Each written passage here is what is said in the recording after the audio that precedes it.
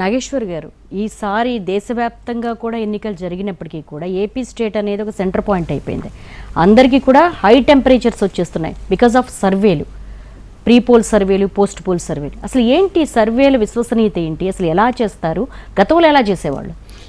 అంటే గతమైన ఎప్పుడైనా సర్వేలు చేయాల్సిన పద్ధతి ఏంటంటే పొలిటికల్ బిహేవియర్ను అర్థం చేసుకోవటానికి, పబ్లిక్ ఒపీనియన్ను తెలుసుకోవటానికి. అంటే ప్రజలు ఏవి ఆశిస్తున్నారు, రాజకీయ వ్యవస్థ నుంచి ఏ అంశాలపైన స్పందిస్తున్నారు, ఏ అంశాల ఆధారంగా రాజకీయ పార్టీలకు ఓటేస్తున్నారు, ఏ ఏ వర్గాల ప్రజలు ఎవరికి ఓటేస్తున్నారు, ఇలాంటివి అర్థం చేసుకోవటానికి సర్వేలు ఉపయోగపడాలి. ఇప్పుడు centre for study of developing society CSDS, Lokniti, the Hindu వాళ్ళతో కలిపి వాళ్ళు పోస్ట్ పోల్ స్టడీ జరుపుతారు. ప్రీ పోల్ స్టడీ జరిపారు, పోస్ట్ పోల్ స్టడీ కూడా జరుపుతారు. చాలా సమగ్రంగా డేటా ఇస్తారు మీకు. ఇప్పుడు ఎలక్షన్ అయిపోయిన వెంటనే హిందూలో ఒక 10 రోజుల పాటు పేజీలకు పేజీలు పబ్లిష్ చేస్తారు. మీరు ఆ తెలంగాణ అసెంబ్లీ ఎలక్షన్స్కి సంబంధించింది మీరు ది హిందూలో కొడితే వస్తుంది CSDS స్టడీ. అంటే ఉమెన్ ఓటింగ్ ఎలా ఉంది, వివిధ సామాజిక వర్గాలు ఎలా ఓటేశాయి, వివిధ వయో గ్రూపుల వాళ్ళు, ఏజ్ గ్రూప్స్ వాళ్ళు ఎలా ఓటేశారు, అర్బన్ ఓటింగ్ ఎలా ఉంది, రూరల్ ఓటింగ్ ఎలా ఉంది, ఎవరిని చీఫ్ మినిస్టర్గా కోరుకుంటున్నారు, ఇలా ఒక అనేక డైమెన్షన్స్ పైన పొలిటికల్ బిహేవియర్ను అర్థం చేసుకునే పనిచేస్తారు.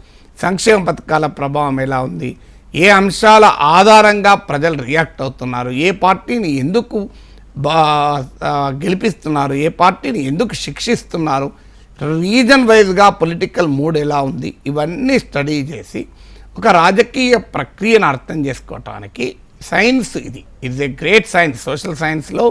సోషల్ సైన్స్ రీసెర్చ్లో సర్వే మెథడ్ అనేది ఒక important method, very important tool. ఎందుకంటే నేను సోషల్ సైన్సెస్లో డాక్టరేట్ చేసిన వాడిని, నా కింద ఇప్పటికో 10-15 మంది PhDలు తీసుకున్నారు. ఈవెన్ టుడే కొంతమంది PhD చేస్తున్నారు. అందువల్ల it is a great science. దాన్ని ఏం చేశారు, ఇప్పుడు దాన్ని చిత్తుబొత్తుకు వ్యవహారంగా మార్చేశారు సర్వేల్ని. దాంతో బెట్టింగ్ రాయలు ఎంటర్ అయ్యారు.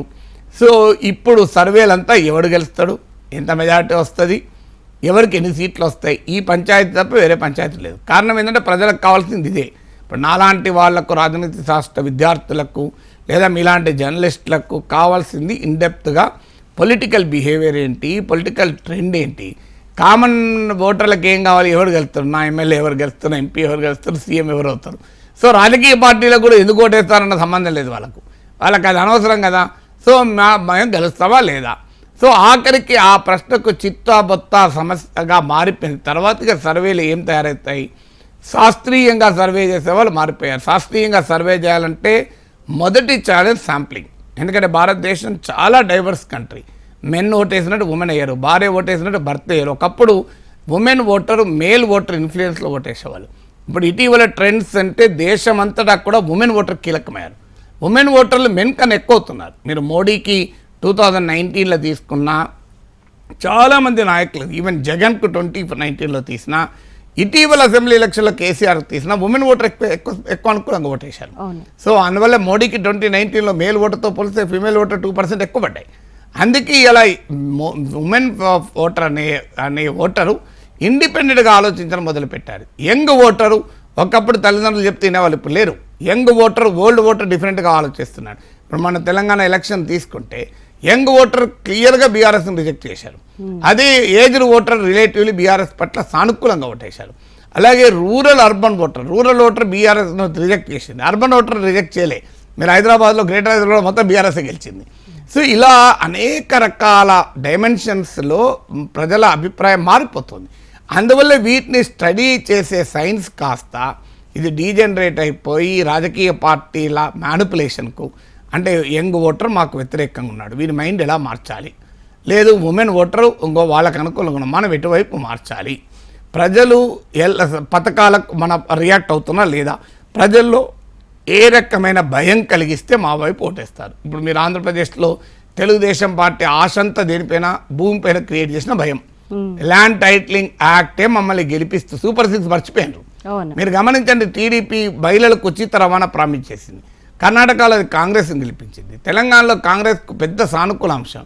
మీరు ఎక్కడన్నా టీడీపీ ప్రచారంలో, అడ్వర్టైజ్మెంట్లో ఒక ఆర్టీసీ బస్ వేసి అందులో మహిళలు దిగుతున్నదో ఎక్కుతున్నదో ఫోటో వేసి మేము అధికారంలోకి వస్తే మహిళలకు ఉచిత రవాణా, ఎందుకంటే జగన్ ఇవ్వని ప్రామిస్ ఇది. మిగతా అన్ని జగన్ ఇచ్చిన దానికి 1000 రూపాయలు యాడ్ చేశారు. ఇది కానీ అది ఎక్కడని చెప్పుకున్నారా? ఎందుకు చెప్పుకోలేదు? దానికన్నా భయమే మాకు ఓటింగ్ వస్తుంది నమ్మారు అని భూమి పైన భయం క్రియేట్ చేసి, దేనిపైన ల్యాండ్ టైటిలింగ్ యాక్ట్, ఏ యాక్ట్ అయితే అసెంబ్లీలో టీడీపీ బ్రహ్మాండంగా పొగిడిందో, కేశవ ఉపన్యాసం మీరు అసెంబ్లీ అంతటా దొరుకుతుంది, మీరు చూడండి. ఇది చాలా గొప్ప చట్టం, ఇది ఆస్ట్రేలియాలో ఉంది అధ్యక్ష, ఇది రాజస్థాన్లో ఉంది, మహారాష్ట్రలో ప్రయత్నం జరుగుతుంది, చాలా గొప్ప చట్టం, మా తెలుగుదేశం పార్టీ పూర్తిగా దీనికి మద్దతు ఇస్తున్నామన్నారు. ఇది నీతి ఆయోగ్ ప్రతిపాదించిన చట్టం, మోడీ ప్రభుత్వం ప్రతిపాదించిన చట్టం. మీరు గూగుల్లో కొట్టండి నీతి Aayog proposed land titling act అంటే మీకు 286 పేజీలు నాకు గుర్తున్నంత వరకు. ఇది చిన్నది AP act, main act 280 pages ఎంత ఉన్నట్టుంది, PRSindia.org దొరుకుతుంది, మీరు చూడండి. సో అంటే మరి అదంతా మర్చిపోయి ఏం చేశారు? మీ భూమి తీసుకుంటారు, మీ భూమి మీది కాదు, అది హెడ్లైన్ కదా ఆ రోజు ఎలక్షన్ ముందు రోజు పేపర్ యాడ్ ఏంటి, మీ భూమి మీది కాదు అంటే ఎక్కడి నుంచి వచ్చింది? ఈ సర్వేల ఆధారంగానే. సో సర్వేల అంటే మనం సూపర్ 6 చెప్పితే దానికి ఎక్కువ రియాక్ట్ అవుతలేరు, సూపర్ 6 మనకు ఓట్లు తేవు అంటే ఏం తేవాలి? అప్పుడు ప్రశాంత్ కిషోర్ అంటారు రంగంలో దిగుతారు. ప్రశాంత్ కిషోర్ అనే కాదు నేను చెప్పి, అలాంటి వాళ్ళు రంగంలో దిగుతారు. చేసి దాన్ని మ్యానిపులేట్ ఎలా చేయాలి? ఇప్పుడు ఫేవర్తో నడవదు, ఫియర్తో నడుస్తుంది. సైకాలజీలో ఒక థియరీ ఉంది, కన్స్యూమర్ సైకాలజీలో. అంటే ఒక దాని వల్ల కలిగే ప్రయోజనం కన్నా ఒకటి పోతుంది అన్న భయం వల్ల మనిషి ఎక్కువ రియాక్ట్ అవుతాడు. అంటే ఫియర్ ఆఫ్ లూజింగ్ సంథింగ్కి ఎక్కువ రియాక్ట్ అవుతారు. అంటే ఒకటి వస్తుంది అంటే పొటెన్షియల్ గెయిన్ కన్నా పొటెన్షియల్ లాస్కి ఎక్కువ మనిషి రియాక్ట్ అవుతారు. This a part of the consumer psychology. So ఎవడో సైకాలజిస్ట్ ఉంటాడు అక్కడ కన్సల్టెన్సీలో, సో వాడు చెప్తాడు అందువల్ల మీకు ఇప్పుడు మీరు సూపర్ 6 నడవదు, ఇవన్నీ మీకు ఓట్లు లేవు, చలో భయం క్రియేట్ చేయండి అంటే భయం క్రియేట్ చేస్తాడు. జగన్మోహన్ రెడ్డి కూడా అట్లా ఎవరో సలహా చేస్తారు, నేను బటన్ నొక్కినా అంటే ఓట్లు పడవు, చంద్రబాబు వస్తే బటనే తీసి పడేస్తారంటే ఓట్లు వేస్తారు. అంటే వెంటనే జగన్మోహన్ రెడ్డి ఆ సర్వే డేటా ఆధారంగా చూడండి చంద్రబాబు నాయుడు వస్తే మీకు బటనే ఉండదు, నేను బటన్ నొక్కుతున్నా, ఇక బటన్ లేదు, నొక్కు లేదు, మీ అకౌంట్లో పడు లేదు అని చెప్పాడు ఆయన. అంటే సర్వేలు ఎక్కడికి వచ్చాయి అంటే ఒక శాస్త్రీయంగా ప్రజల రాజకీయ ప్రవర్తన అర్థం చేసుకోవటానికి స్టార్ట్ అయిన సైన్స్ కాస్త ప్రజల మెదళ్లను మ్యానిపులేట్ చేస్తానికి ఉపయోగించుకుంటున్నారు.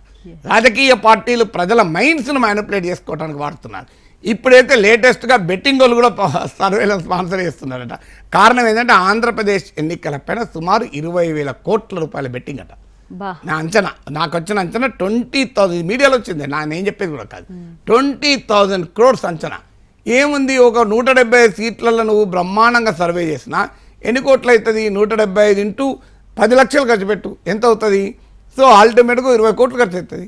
సో 20,000 కోట్ల వ్యాపారం జరిగేటప్పుడు 50 కోట్లు పడేయడం సర్వే చేయడానికి. సో అందువల్ల సర్వే చేసి ఆ సర్వే ఆధారంగా బెట్టింగ్లు వేస్తున్నారు. సో ఆఖరికి ఈ దేశంలో పనికి మాలిన బెట్టింగ్కు కూడా సర్వే సైన్స్ ఉపయోగపడితే నాలాంటి పరిశోధన విద్యార్థి గుండె తరుక్కుపోతుంది. దేవి గారు మీరు చెప్పండి, విశ్వసనీయత పోతుంది కదా సార్. విశ్వసనీయత ఎక్కడిది? ఇక ఇవన్నీ ఒక ఎత్తు అయితే ఈ దొంగ సర్వేలు, సో వాడి సర్వే వీడి సర్వే రోజో సర్వే, ఆ వాట్సాప్లో ఊరు పేరు లేని సర్వేలు సర్క్యులేట్ అవుతుంటాయి. మీకు ఆశ్చర్యం వేస్తుంది, లాస్ట్ ఎలక్షన్స్ అప్పుడు నా పేరిట ఒక survey, professor Nageshwar team survey, వైసీపీకి 130 సీట్లు అని చెప్పి విపరీతంగా సర్క్యులేట్ అయింది. నేను యూట్యూబ్లో వీడియో పెట్టాల్సింది, నేను ఏ సర్వే చేయించలేదు, నాకు సంబంధం లేదు, నాకు టీమే లేదు, నాగేశ్వర్ ఒక్కడే అని పెట్టాల్సి వచ్చింది. నా అదృష్టవశాత్తు జగన్మోహన్ రెడ్డి 150 సీట్లు వచ్చాయి. దాంతో అందరూ సార్ మీ సర్వే ఎంత కరెక్ట్ అయింది సార్, మీరు 130 చెప్పారు, అబ్బా మీ అంత మేధావి లేరు సార్, ఏడాది ముందే జగన్కు 130 అంటే నేను చెప్పలేదయ్యా అంటే కూడా ఎవరు నేను లేదు. ఎందుకంటే అప్పటికే అది డౌన్లోడ్ అయిపోయి ఫేస్బుక్లో ఇలా అది ఒక వెబ్సైట్ వైసీపీ అనుకూల వెబ్సైట్లో పెట్టారు. నేను వాడిని అడిగిన, ఏంద్రా నేను సర్వే చేసిన నీకు ఎవరు చెప్పిందంటే, లేదు సార్ మీ పేరు చెప్తే చూస్తాను పెట్టాం అన్నాడు. ఏమనాలి చెప్పండి అని వెంటనే వాడు విత్డ్రా చేశాడు. విచిత్రం ఏంటంటే వాడు వెంటనే దాన్ని డిలీట్ చేశాడు. ఈ లోపల అది ఫేస్బుక్లలో అయ్యి ఆఖరికి ఒక మ్యాగజైన్లో కూడా పబ్లిష్ అయింది. అంటే ఎందుకు ఇలా చేస్తారు అంటే సర్వేలలో క్రెడిబుల్ పేపర్లను ఉపయోగించుకోవడం. అదృష్టవశాత్తు ఈసారి నా సర్వే ఏం రాలే, నేను అదృష్టవంతుడిని, లేకపోతే ఈ సర్వేలో వచ్చింది. తర్వాత ఈ సర్వేలు అసలు సర్వే రాజకీయ పార్టీకి ఒకటి ఇస్తారు డేటా, బయటికి ఇంకోటి చెప్తారు.